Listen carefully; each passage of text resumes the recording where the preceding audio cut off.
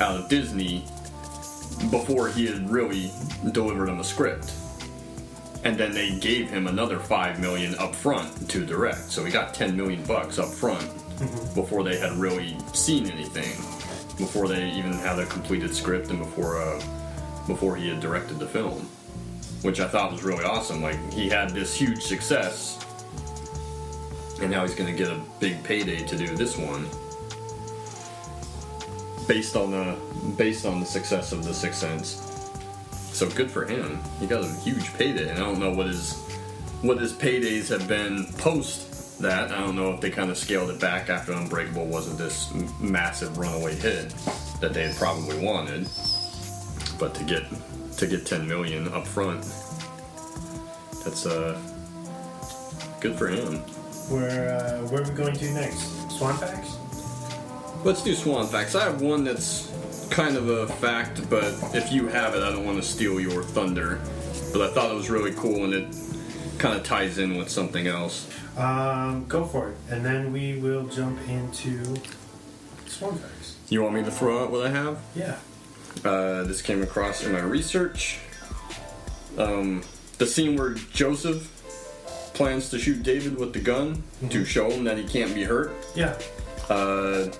That's based on an urban legend that George Reeves, who played Superman in the TV show in the, what was that, the 40s or the 50s, whenever that TV show, the Adventures of Superman TV show was on. I guess it's this urban legend that a child once came up to him with a gun, wanting to shoot him because the bullets would bounce off of him like they did on the TV show. And George Reeves managed to talk the kid down out of shooting him, saying nothing's going to happen to me, but the bullet could ricochet and could hurt someone else.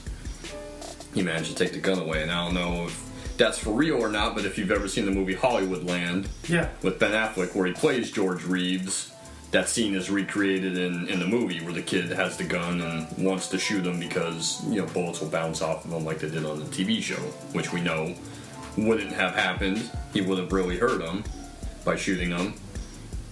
But I thought that was a cool little anecdote, and that scene where Joseph plans to shoot David is based off of that. So we can tie it back into the Superman mythology that we've spoken about earlier on the show. Nice. Yeah, I had actually read that as well, but it wasn't in my Swan Facts. I really dug that because of Hollywoodland, because they have that scene in Hollywoodland where the kid was going to shoot him. So I'm wondering if that is for real, or is that really just an urban legend? You probably have to look into that further. Let's dissect the Adventures of Superman with George Reeves. Swan Facts. Alright, so Swan Facts are short this time around, but we have something. So, you actually said one of them earlier. This is one of Quentin Tarantino's favorite films. M. Night came up with the concept of Unbreakable while on set with Bruce Willis for The Sixth Sense.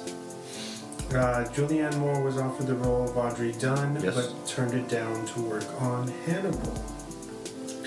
The film is actually set in Philadelphia. Wait, to go back to that, I think Robin Wright was his first choice for the role, and for some reason she couldn't do it, and they got Julianne Moore, and then Julianne Moore dropped out to do Hannibal.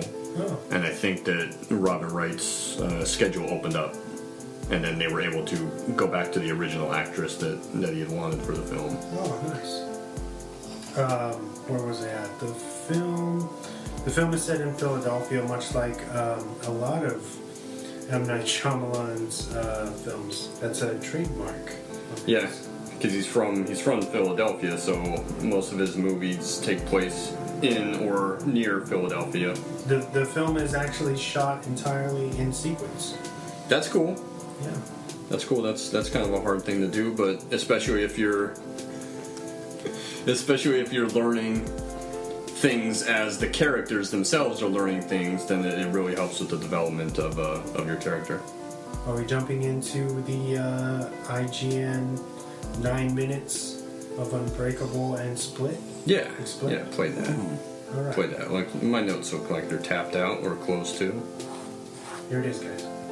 Ask an M. Night Shyamalan fan what their favorite of his catalog is, get the requisite Last Airbender joke out of the way, and you'll probably either hear about a kid that can see dead people or Unbreakable, Shyamalan's deconstruction of superhero stories. It's a wonderful film, and wonderfully complemented by its surprise sequel, 2017's Split. So before Glass, the third film in the trilogy, comes out, slap those ponchos on, practice those wall crawls, let's get you caught up on the story of Unbreakable and Split in 9 minutes. David Dunn, a security guard at a football stadium, is on a train home to Philadelphia after a job interview. The train derails, and David wakes up in a hospital. That's when a doctor that looks suspiciously like Doug Stamper from House of Cards tells him that not only was he the crash's sole survivor, but that he made it out without injury. Well, other than the bruised ego that he got from getting shut down by a married woman. David attends the memorial service of the train passengers, and when he returns to his car, he discovers a note pinned under his wiper. The note asks David how many times in his life he's been sick, a query that perplexes him a lot more than it should any normal person. David tracks the note to a comic book art gallery run by Elijah Price, who suffers from brittle bone disease. Elijah is a dedicated lover of superheroes and has believed his entire life that the kinds of people those superhero stories are about walk among us, their powers exaggerated in fiction but nevertheless real. Elijah tries to convince David that by being the sole survivor of the crash and never having been sick, he's likely one of the metahumans that he's always wanted to meet. Joseph, don't take another sip of that water. Of course, this all sounds crazy, so David and his son Joseph leave. Elijah visits David at work as he's overseeing a line of people shuffling into the stadium. David brushes up against a man in line and somehow intuits that he has a silver gun with a black handle tucked into his jeans. David starts having his guards pat people down, and the man steps out of line, seemingly confirming that he does have a weapon. But to be sure, Elijah pursues him into a subway station. On the way in, he trips and falls down the stairs, shattering 14 bones, but also getting a glimpse of a silver gun with a black handle tucked into the man's belt. Sure is looking like David Dunn's got superpowers. Back at David's house, he and Joseph test out Elijah's theory with a little bench press sesh. At first, David tells Joseph to keep the weights relatively low, but the boys quickly discover that David can bench almost 350 pounds with ease. Sure is looking like David Dunn's got superpowers. Yeah, we know it, and so does Joseph, who basically starts trying out to be David's sidekick, but he realizes after a schoolyard fight that it's probably just Pops with the powers. David arrives at the school after the fight to talk with Joseph's teacher, who it turns out was also David's teacher back in the day. She recounts the time that David nearly drowned in the school pool, a memory David had suppressed. David believes this to be the fatal weakness in Elijah's theory, but Elijah believes the exact opposite. After all, what superhero doesn't have a super weakness? Eventually, David relents and admits that he may indeed have superpowers. Elijah suggests that he test himself by going into public and using his ability to sense the evil deeds of others to do some good. He encounters a janitor who has murdered a man and is currently holding his family prisoner at their home. David follows the man back and frees the children, but is attacked by the janitor as he attempts to save their mother. David is pushed into the pool below and nearly drowns, but the kids manage to get him out. Yay, kids. He rushes back upstairs and chokes the janitor to death. David meets with Elijah the next day, both now finally on the same page about David's abilities. That's when Elijah finally makes physical contact with David for the first time, revealing that he perpetrated 3 terrorist attacks, including David's train derailment, in order to flush out a real-life superhero, realizing and quickly accepting that he is David's arch-villain. Man, he needs a catchy name, though. They call me Mr. Glass. They called me Mr. Glass. Alright, dude, we get it. They called you Mr. Glass. We will call you Mr. Glass. David tips off the authorities, and Mr. Glass is sent to an institution for the criminally insane. So now we've got one villain for David. May as well give him another.